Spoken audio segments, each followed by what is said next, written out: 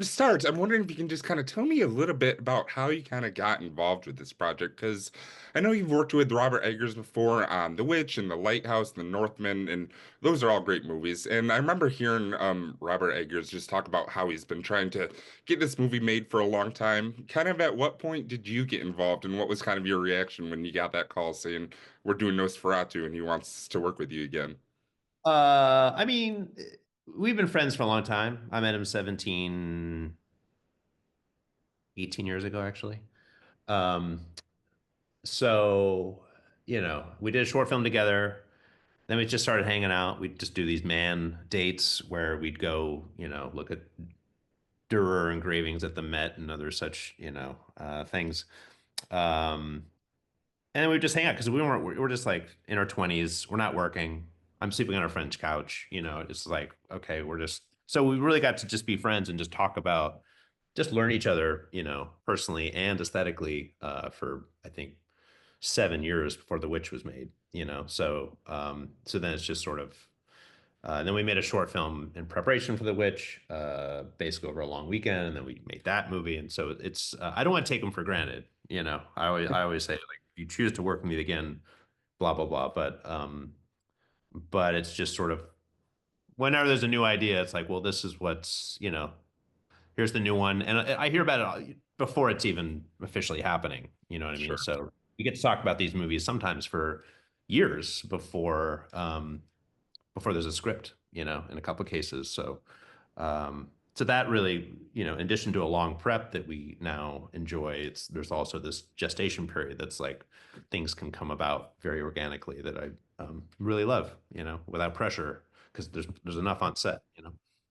I'm sure. I'm sure, definitely. So Nosferatu is a movie that is very dark, both just in tone and like the fact that a lot of it's at nighttime, kind of takes place within the shadows.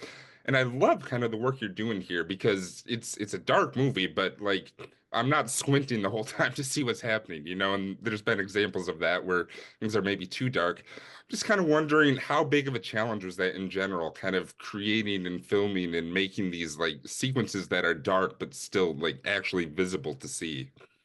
Yeah, I mean, that's a long lesson that you learn over several movies. I mean, like, we did The Witch. We wanted a low contrast look. We just wanted a really miserable, slightly flat, no highlights. I mean, we'll hit black at the bottom, but it's digital, so it has this big toe, so it has like a lot of, shadow information, and then the top's kind of flattened out. So we did it on a monitor, and basically what was in the theater was just an algorithm taking what works in a monitor in a theater, which does not really work, because you just don't have the same, the theater chops the lows off, and we were pushing down the highs, and all you're left is this muddy middle, and then it's also dim. So then, so that was our first giant lesson. And then since then, it's just sort of like finding the lighting ratios that kind of, you know, that work in a lot of cinemas. I mean, The Northman was kind of the, you know, we got 80% there, but this one, it's really, finessing what the lighting ratio should be. It's just kind of foundational photography that, that can take a lot of time and a lot of films to figure out. So yeah, I wouldn't say it's just for this movie. It's just sort of a career of finding it. Hmm. Sure, sure. No, that makes total sense. Kind of building off that, you did The Lighthouse too, the cinematography for that movie, which I love that movie to death. I'll never stop talking about it for the rest of my life. But that's obviously all in black and white. And Nosferatu isn't black and white, but it's kind of got like almost at times it feels like it, just kind of like the color and the tones is all like diluted like that. So I'm just kind of curious, what's actually harder to do, like filming straight in black and white with The Lighthouse or doing Nosferatu where there is color but not a ton of it? Um, yeah, I mean, it's really just the moonlight that I tend to just do monochromatic, because that's just how I personally see moonlight. If I want to be really literal and biological with it, that's just like, I don't perceive color. I mean, if you take a digital photo at night, you'll see all the colors. Mm. If you take all the stars, a digital picture of stars, you'll have all these different colors of all the different stars. But if you see it with your eye, they're not there, because it's just your your scotopic vision working, which is your, the cones or the rods in your eyes, not the cones. So anyway, that's why that's monochromatic. But as far as and then the daytime scenes and the dusk and the candlelight and all that stuff, I broaden the spectrum, but that's also relative because we don't like high color saturation either. But yeah, I mean, technically it's different in the Lighthouse just because we're shooting on, a film stock that Kodak came up with in 1959, as opposed to a color film that, Kodak, put on the market probably in, 2009. So, Sure. it's just a more forgiving stock, but I think the lighting technique nonetheless has been honed through two, substantial movies at this point. So, uh, it looks a lot better. Yeah. No, sure. Totally. Totally. I'm also kind of curious. Nosferatu is obviously a remake. We all know the 1920s movie, but I'm kind of wondering how much of an inspiration that served, just because, I mean, cinema wouldn't be what it is today without the original Nosferatu, and for all the expressionism and like the shadows and everything, it's so influential. How much kind of were you going back to that as a reference, or were you not at all? Were you trying to do your completely own thing here?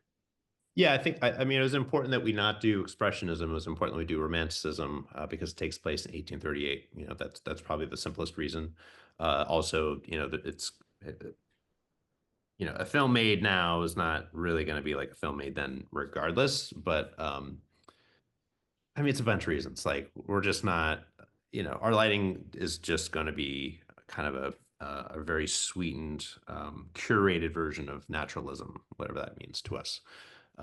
So that's just how I think about lighting. And so that's another reason it's not going to be expressionistic. It needs to be different than the other one,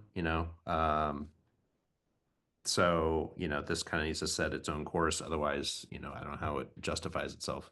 So, yeah, that was the thinking there.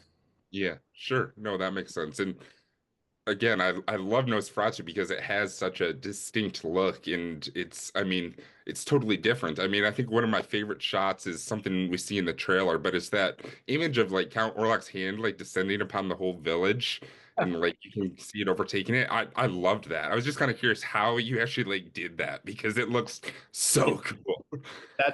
Yeah, I mean that's a CG shot, but the difference is that I was involved in all the CG, so I was lighting the CG like I would the set. A lot of times that stuff gets uh, you know the DP's off the clock, and then it goes on to another movie or takes a long vacation or commercials or whatever, and then the VFX team just sort of like run with it, but it's from what I've heard, it's not really integrated very much into the general movie, but I just had a I was just looking at all the work, on a monthly basis and giving notes.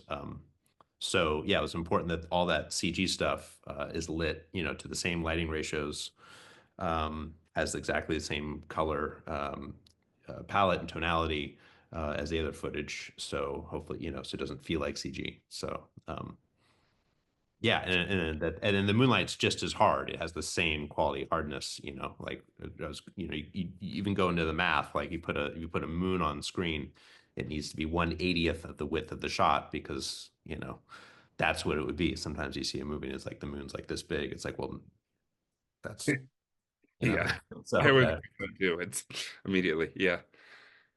Awesome. Well, great. I just wanted to say, real quick, congratulations also on that Oscar nomination that was announced that's last week. That's super exciting. I don't know if I should be saying it, but I'm rooting for you. I'm putting you in my bracket. So, just kind of curious what your reaction was when you got the nomination. uh, I was, yeah, it was funny because I had like a cat. I just told the stories, why not again? But like someone was here like cat sick, because I was like leaving town, and it was like announced because someone told me they're going to announce them, at what such and such time. So I had my laptop open. She happened to arrive right as I was like, announcing the category, and I'm just like a little distracted because she's trying to figure out where the cat food's going to come from and the litter box and all this stuff. And anyway, the cat just kind of, the moment was all about the cat, and then she left, and then I got to like react to nominated. Celebrate. So, yeah, yeah.